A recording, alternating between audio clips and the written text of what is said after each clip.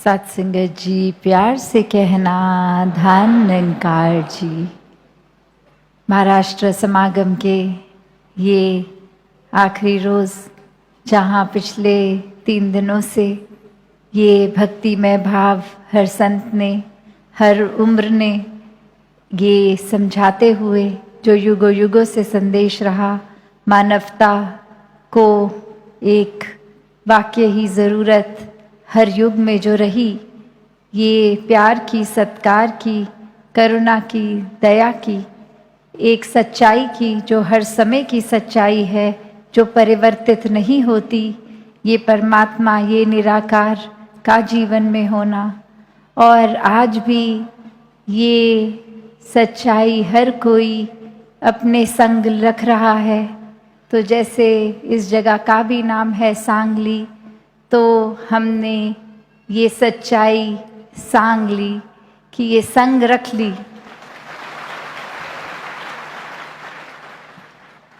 तो हर कोई अपने जीवन में जहाँ इसी सच्चाई को संग लेकर ही चलता रहे, ये जीवन का कोई भी पड़ाव हो, कोई भी परिस्थिति हो,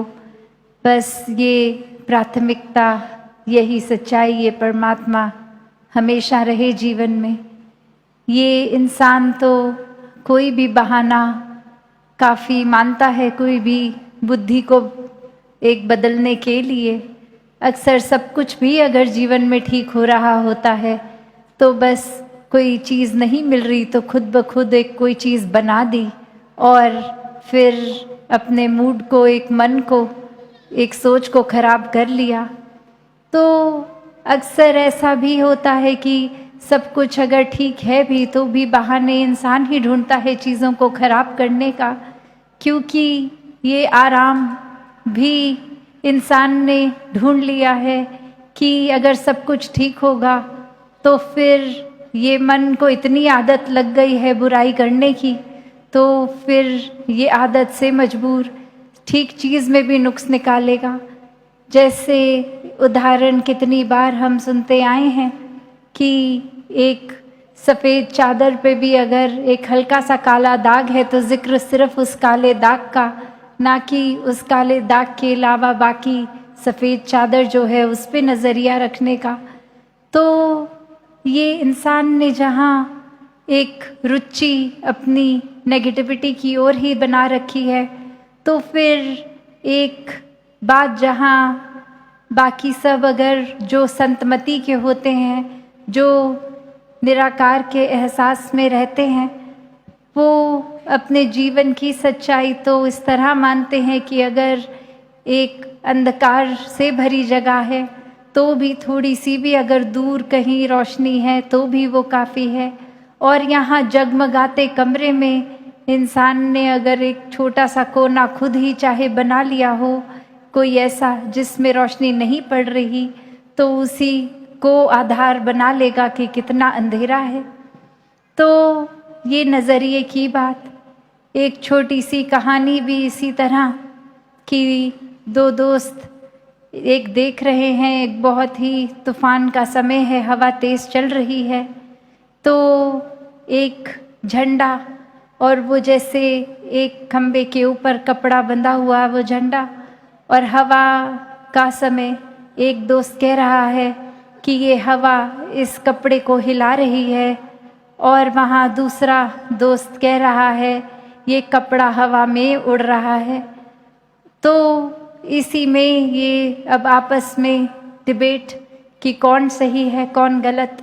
और अब वो एक तीसरे इंसान के पास जाके बोलते हैं कि ये हमारा मुद्दा सुलझाओ कि क्या सही है। और वो इंसान फिर यही कहता है कि सब कुछ अगर स्थिर है तो आपका मन ही हिल रहा है, ये नज़रिया ही है,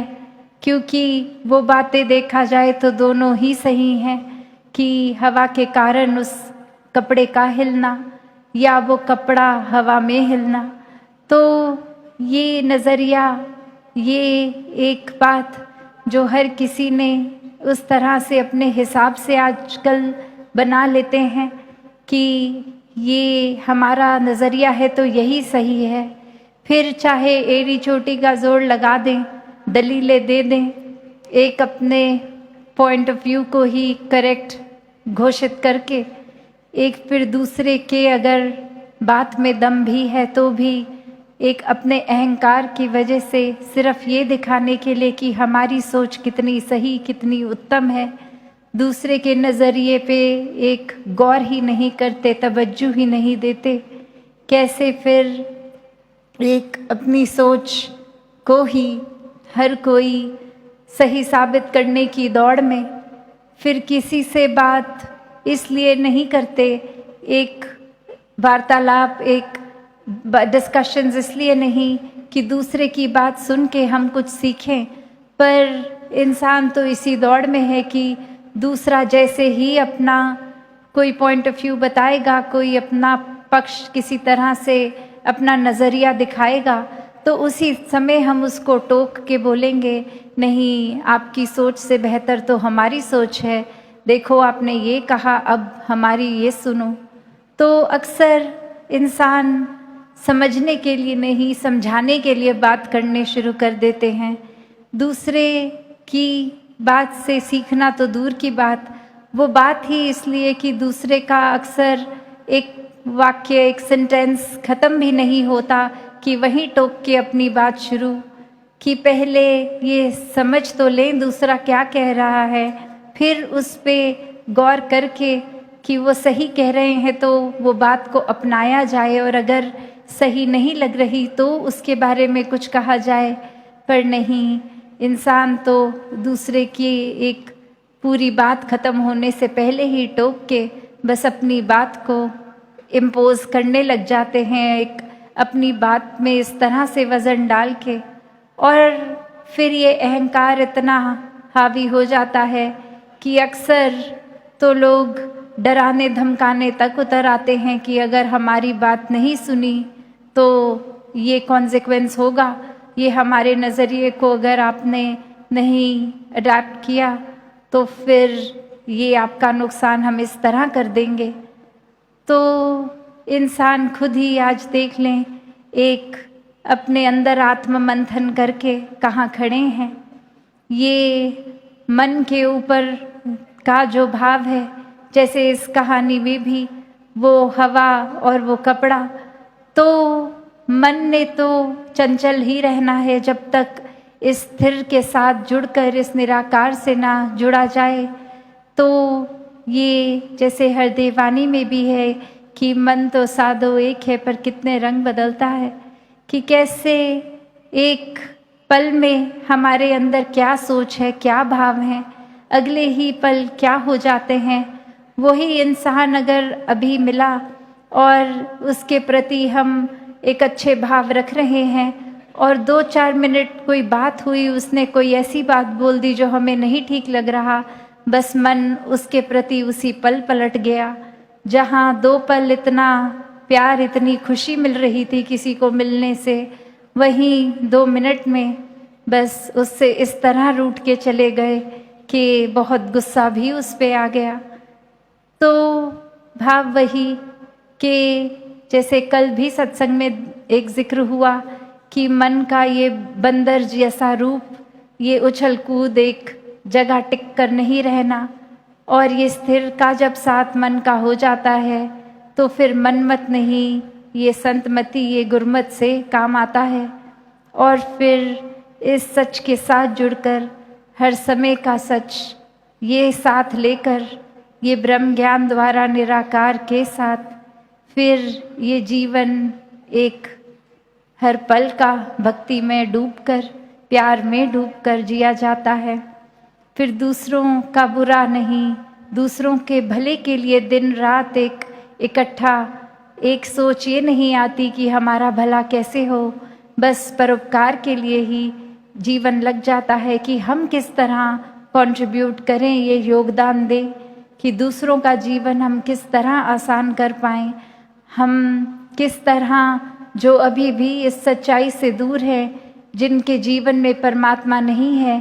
किस तरह उनके भी जीवन में ये अंधकार से उजाले तक का सफ़र कराने में ये योगदान दे पाएं। कैसे ये आत्माएं भी जो इतने युगों से तड़पती अपने असली रूप को जान के जीते जी ही मुक्त होकर और जीवन खत्म होने के बाद भी मुक्ति के हकदार बन पाए। तो जहाँ संतों ने भी हमेशा यही समझाया कि ये परमात्मा के चाहे कोई भी नाम लें, किस तरह से भी आस्था रखें, पर ये सच्चाई एक ही है और इसी एक सच्चाई से जुड़ने का तरीका सबसे आसान, पहले इसको जान लें, देख लें, फिर स्वयं ही ये परिचय होने के बाद इस सच्चाई से, इस परमात्मा से प्रेम हो जाता है और फिर यही प्रेम हमारे जीवन के हर पल में बस जाता है। सिर्फ और सिर्फ हम भी आगे हर किसी को ये प्रेम ही देते हैं। तो इसी तरह अपने जीवन में जहाँ हर कोई प्रेम बांटता चलता रहे, उसके लिए एक जो क्राइटेरिया यही कि पहले स्वयं प्रेम बनना होगा, फिर ही प्रेम आगे बांट पाएंगे। वरना तो एक उस तरह की बात हो जाएगी कि थोड़ी देर के लिए कोई बनावटी रूप हो गया, वो किसी 2-4 लोगों के आगे उस तरह का कर दिया और ये सब ने तारीफ भी कर दी, सब ने अपने हिसाब से सोच लिया ये इंसान ऐसा है, और अगले ही पल बस ये एक एक्ट था, ख़त्म। अब अपने जीवन में फिर से नफ़रत का एक सहारा ले लिया, गुस्सा धारण कर लिया। तो फिर ये प्रेम तो सिर्फ दिखावट का, पर संतों के जीवन में दिखावट, छल कपट ऐसा कुछ भी नहीं होता। एक बहुत ही सरल जीवन, सहज जीवन, इस परमात्मा के रंग में रंगा हुआ जीवन, जो हर एक की भलाई, हर एक की अच्छाई के लिए ही पल पल जिया जाता है। और ऐसा ही जीवन सभी संत आज भी जी रहे हैं। एक अपने सुधार के लिए ये जो आत्ममंथन की भी बात आती है कि आत्ममंथन करते हुए हर पल खुद को ही तराजू में रखते हैं संत कि कहीं हम तो गलत नहीं जा रहे, दूसरे की नहीं देखना जीवन उस तरह की वो सही कुछ कर रहे हैं कि नहीं, पर क्या हम कर रहे हैं सही या नहीं कर रहे। तो संतों को एक वो भी झिझक नहीं होती कि यहाँ ईगो नहीं हर्ट होती, पता है गलती हुई तो अब संवारेंगे भी, वो जिम्मेवारी लेना, वो चेतनता। तो हर कोई अपने जीवन में भक्ति से युक्त होते रहे, एक दूसरे की बात को सुने समझने के लिए, ना कि सिर्फ इसलिए ये साबित करने के लिए कि हमारी सोच आपसे बेहतर है, हम आपसे बेहतर हैं, हमारा राज्य आपसे बेहतर है, हमारी एक कल्चर आपसे बेहतर है, हमारा एक रहन सहन का तरीका, खाने पीने का आपसे बेहतर है, हमारा रंग आपसे बेहतर है, हमारी ओरिएंटेशन आपसे बेहतर है। नहीं, सब में ही परमात्मा का रूप है, सभी एक समान हैं। एक परमात्मा के दर्शन जब जीवन में हो जाते हैं तो चहूँ और बस परमात्मा ही नज़र आता है, और ऐसा ही जीवन सभी के हिस्से आए, ये सेवा सिमरन सत्संग सभी के हिस्से आए। और जहाँ ये रूप के ये समागम के तैयारियों की भी आज बात चली कि कैसे इतने समय से, महीनों से सब यहाँ सेवा में योगदान दे रहे हैं, जो आ सके वो भी, जो नहीं आ सके उनका भी सेवा का भाव परवान। तो हर कोई इसी तरह सेवा सिमरन सत्संग के रंग में रंगता जाए और गहराई से ये चाहत खुद ब खुद आए, किसी को कहने की ज़रूरत ना पड़े कि आपके जीवन में सत्संग की कमी हो रही है, जाया करें सत्संग, पर खुद को ही उस तरह से, जिस तरह जब हमें प्यास लगती है तो किसी को कहना नहीं पड़ता कि आपको प्यास लगी है, वो पानी हमें खुद ही पता लगता है, शरीर को ज़रूरत है। उसी तरह ये रूह की खुराक, ये सत्संग, ये संतों का संग, जब फिर ये इसकी भी अगर जीवन में पहली बात तो कमी हो ना, और अगर हो भी तो कैसे खुद को ही ये निराकार से जब जोड़ेंगे, ये भी एहसास आएगा कि जीवन में ये संगतों का संग कितना ज़रूरी, ये सुमिरन, ये सेवा भाव कितना ज़रूरी। तो दातार कृपा करे हर एक पे कि सेवा सुमिरन सत्संग के एक लगन में भक्ति की एक अवस्था हर एक को प्राप्त हो। निराकार पहले देखकर फिर जीवन में ऐसे कण कण में समा जाता है, फिर हर पल में बस इसी के एहसास में जीवन जिया जाता है। ऐसा ही जीवन संतों का, ऐसा ही सभी जीवन जिएं। साथ संगत जी प्यार से कहना